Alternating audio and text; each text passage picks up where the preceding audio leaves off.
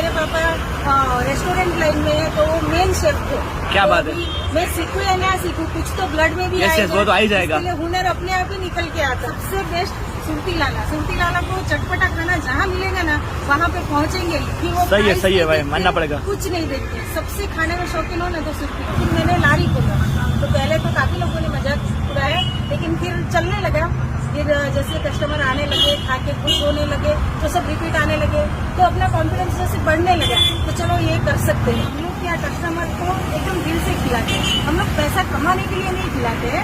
जैसे कस्टमर को ऐसा फीलिंग आना चाहिए कि हम लोग घर के मेंबर के साथ खा रहे हैं। हेल्दी है क्योंकि डेली फ्रेश मटेरियल यूज करते हैं। आपके सामने लाइव किचन है और आप ही के सामने बनाते हैं, ताकि चीटिंग करने वाली तो कोई बात नहीं है। तो खाने वाला भी खुश, खिलाने वाला भी खुश। क्या बात है भाई। और मम्मी खुश होगी तो ही बच्चे को बाहर लेके आएगी। यस यस, वो तो है। हाँ, मेरा बच्चा अच्छी चीज खा रहा है। नमस्कार जी, कैसे हो आप?